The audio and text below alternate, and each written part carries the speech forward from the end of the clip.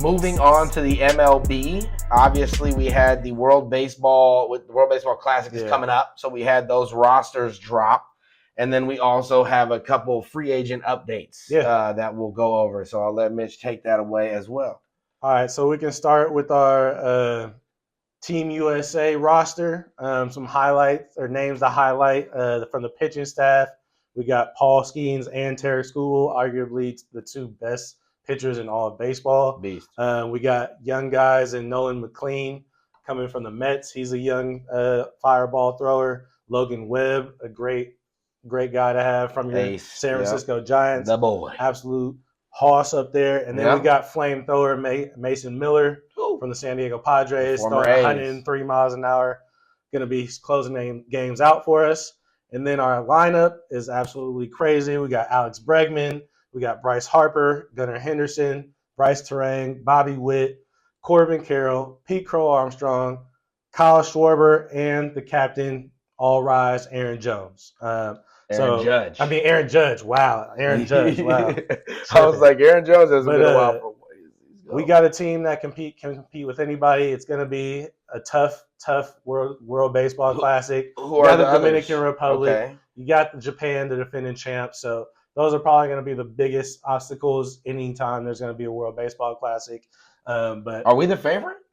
I don't think so. I don't think we would be. I mean, Japan just won it last time. Right. And I don't think they've gotten any worse. So our team is definitely at the top of the list of teams that can win. But I think it's a three-headed race. Yeah. Japan, USA, and Dominican Republic. Because, I mean, if you look at the DR's lineup. Yeah, what is it?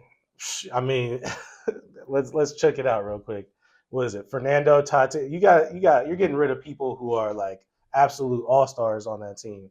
But Fernando Tatis is going to be on that team. Junior Caminero, Vlad Guerrero Jr., Manny Machado, Ketel Marte, Jeremy Pena, Geraldo Perdomo, Augustine Ramirez, Carlos Santana, O'Neal Cruz, Julio Rodriguez, Juan Soto. Just like all their whole team is nothing but ballers.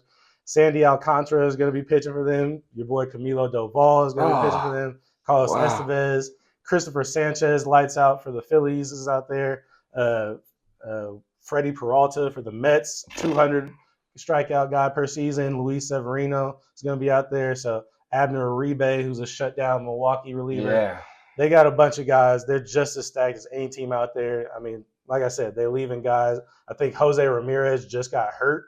So it's like we lucky. But Junior Caminero is going to be the next guy. It's like with those, I'm coming right now. Compared to like the USA roster, where it's like, that starting lineup, let's go. But after that, it's kind of like, they all right. But those you go on this one, it's like, no, you're replacing one all-star with another all-star when it comes to or a rising star. Yeah. So I mean, they don't even have Ellie De La Cruz out there. You know what I'm saying? That's like they gross. But is he like injured or something? Because there's no way they're not. He's got to be injured. There's just got too many people out there. It's pretty crazy. So what's Japan looking like? Like how are they even? Like it confuses me. They're just pitching heavy, right? Japan is like they just shut you down. Like how for like basketball, all the other countries, it's like we just play together a lot. Like we stay the cohesion. There's cohesion there. Japan.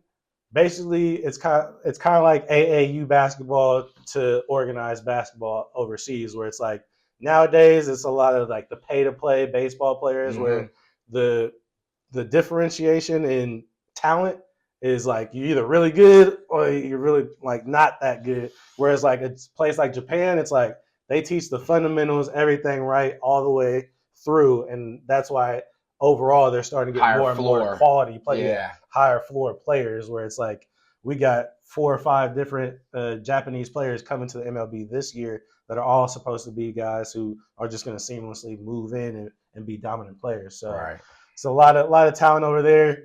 I'm not going to go into those names because I'm not going to butcher those names. Right. But we do know Ohtani. We know Ohtani's over there. And that's a problem in itself. Yamamoto's over there. Yes. So, I mean. Sasaki, right? Sasaki, Seiya Suzuki. Like, they got plenty of good players over there. So they're the defending champs. And the best player in the world. I mean, that also feels like it was weighted in the last. And he's going to be back to pitching again, too. Right. I know he's not going to pitch in this World Baseball Classic. Thank the Lords. That's because he's going to go pitch for the Dodgers. Yes. Yeah. And as the U.S., we're happy about that. Right. We're okay about that. But if we're going to focus back on the MLB, we had a couple big signings. We had Eugenio Suárez moving from Seattle back to the Reds. Going to be hankering down the third base position over there.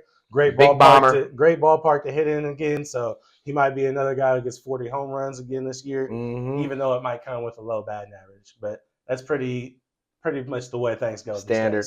And then also we had another good signing, which was Framber Valdez going to Detroit.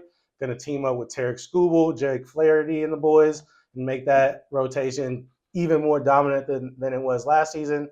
And they're a team that was close enough to the World Series last year that this is only going to help them move forward, because Riley Green, Spencer Torkelson, a lot of the guys have stepped up offensively, and that's just going to even help even more with a good rotation. So some couple good signings for the MLB, and there's more to come. Get ready for a lot of fantasy baseball drafts coming up. There's a lot of exciting ones already going on. Yep. And you already know the closer and closer it gets to the season, the more tight that players are going to be getting taken. So many guys are going to be flying up the charts to be higher picks than they were even as right now. So make sure you guys are paying attention and get ready for the MLB season to come. Absolutely. What is your A's prediction for next year? How are you feeling about the team? The A's are looking exciting. I mean, they got a lot of young talent. We got Brent Rooker out there. I think Nick Kurtz. I remember Beast. Back in the day, we had a show where I was like, maybe we should have got Jack Caglione. He's hurt, but man, Nick Kurtz is absolutely killing it. Could be a 40-plus home run guy, especially in our stadium that plays like a freaking Cracker Jack box. So he hit he's hitting them everywhere. Yeah, he has light tower power. My man is hitting 500-foot home runs. Already has a 4 home run game in his pocket as a rookie. So big things that come from him. And then a lot of complimentary guys around him. Tyler Soderstrom, Jacob Wilson, Denzel Clark, Lawrence Butler. It's really our rotation that looks a little soft. We got Severino, Mark Leiter Jr., JP Sears, some filling guys. So we're getting the lineup in order.